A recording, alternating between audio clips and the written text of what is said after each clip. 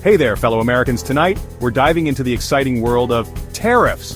Don't touch that dial, it's more interesting than it sounds. Imagine tariffs as border bouncers for goods. You want that fancy German car? Prepare for a cover charge. That's a tariff. A tax on imports. Makes that imported cheese a little less Gouda, doesn't it? Governments use tariffs to protect domestic industries from foreign competition.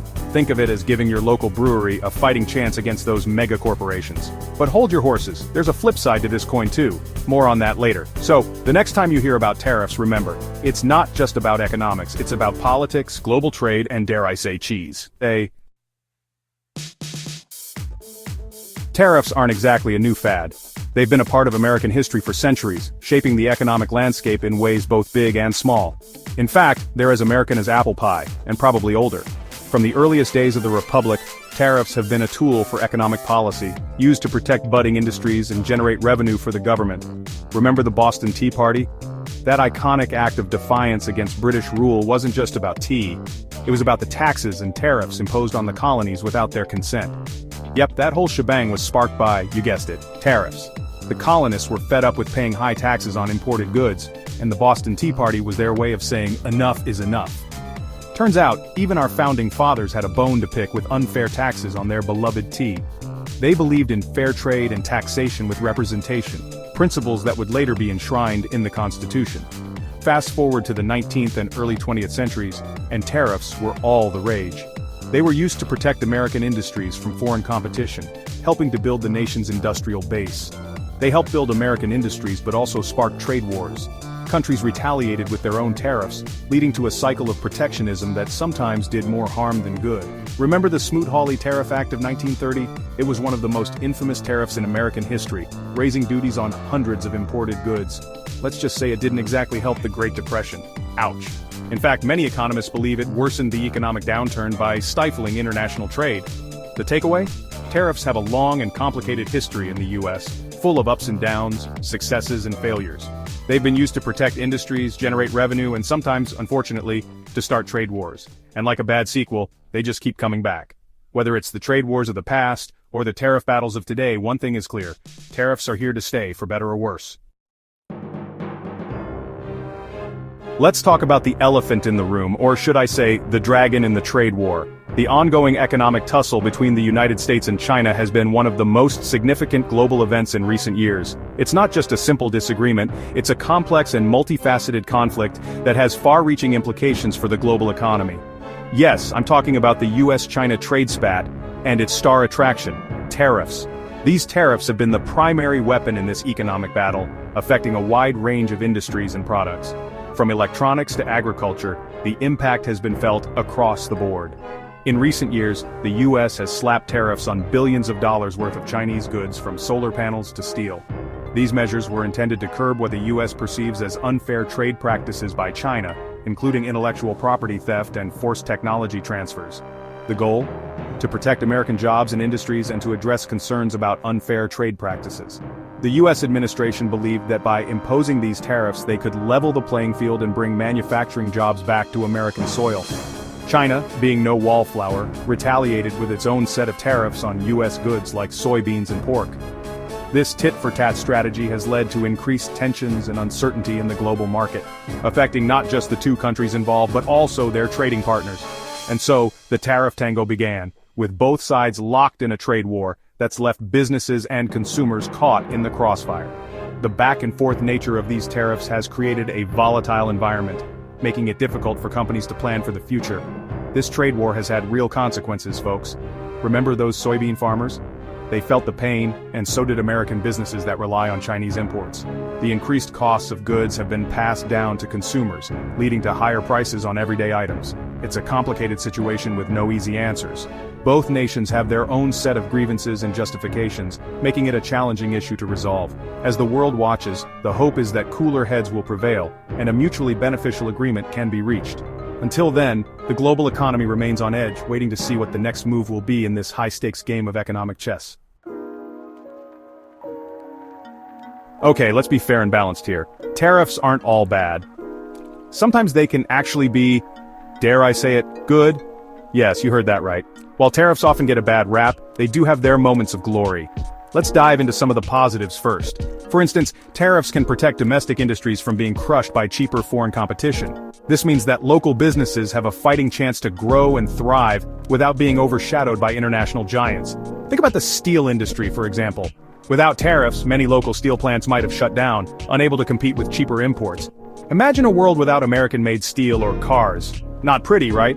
Our infrastructure, our vehicles, and even our national pride are tied to these industries.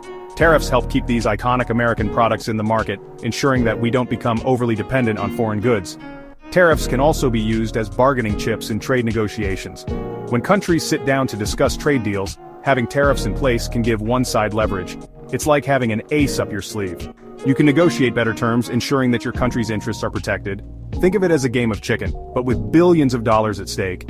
Each side wants the best deal, and tariffs can be the pressure point that makes the other side blink first. It's high-stakes diplomacy, and sometimes it works. And sometimes, tariffs can generate revenue for the government. This money can be used for various public projects, from building roads to funding schools. It's an additional source of income that can help balance the budget. More money for infrastructure? Maybe, but don't hold your breath. While the idea is great in theory, the reality is often more complicated. The revenue generated from tariffs doesn't always get funneled into public projects as intended. But let's not sugarcoat it. Tariffs come with a whole host of downsides. They can disrupt the market, leading to higher prices for everyday goods. This means that consumers end up paying more for the same products, which can be a real strain on household budgets. They can raise prices for consumers, hurt businesses, and even trigger trade wars. When countries retaliate with their own tariffs, it can lead to a tit-for-tat escalation that benefits no one. Businesses suffer, jobs are lost, and the economy can take a hit. Remember that US-China spat? Yeah, not exactly a shining example of tariffs working their magic. The trade war between these two giants led to uncertainty, market volatility, and strained relations. It's a clear reminder that while tariffs can be a tool, they are a double-edged sword. Section 5, Consumers. Feeling the pinch? Alright, time to talk about you, dear consumer. Remember that shiny new TV you've been eyeing? Well, thanks to tariffs, it might just be a tad pricier now. See, when tariffs are imposed on imported goods, those costs are often passed down to consumers. That means higher prices for everything from electronics to clothing. And nobody wants to pay more for a new wardrobe, am I right? So, next time you're at the checkout counter and your jaw drops at the price of that imported cheese, remember those tariffs? They might just be the silent culprit behind your shrinking wallet. Section 6. Businesses.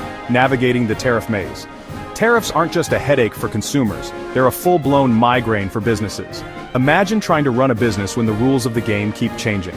That's the reality for many American companies operating in a world of tariffs. For businesses that rely on imported goods, tariffs can mean higher costs, disrupted supply chains, and uncertainty. And for businesses that export goods, retaliatory tariffs can make their products less competitive in foreign markets. It's like trying to solve a Rubik's Cube while riding a roller coaster, messy, unpredictable, and not for the faint of heart. Section 7, the economy, a balancing act. So, how do tariffs affect the US economy as a whole? Well, it's complicated, sensing a theme here.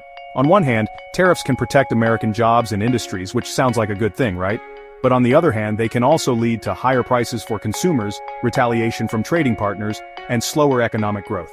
It's all about finding the right balance. Too few tariffs, and American industries might struggle to compete. Too many, and the economy could suffer. It's a delicate dance, folks, and one that requires careful choreography. The bottom line? Tariffs are a powerful tool, but one that should be used sparingly and strategically.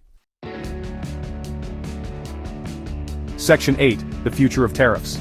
So, what does the future hold for tariffs? Will they become as commonplace as avocado toast and fidget spinners? Or will they fade into obscurity like bell-bottoms and cassette tapes? The truth is, nobody knows for sure. The use of tariffs is influenced by a complex web of factors, including global trade dynamics, political considerations, and economic conditions. One thing's for certain, as long as there are borders and goods crossing them, tariffs will likely remain a part of the global trade landscape. So buckle up, Buttercup, because the tariff roller coaster is probably here to stay. Section 9. Conclusion. To tariff or not to tariff? That, my friends, is the million-dollar question. There are no easy answers when it comes to tariffs. They can be a valuable tool for protecting domestic industries and addressing trade imbalances, but they can also harm consumers, businesses, and the overall economy. Ultimately, the decision of whether or not to impose tariffs is a complex one that involves weighing a variety of economic and political factors. So, the next time you hear about tariffs, remember it's not as simple as good versus bad. It's about finding the right balance for a complex global economy. And maybe, just maybe, it's about time we all learned a little bit more about this often overlooked aspect of our world.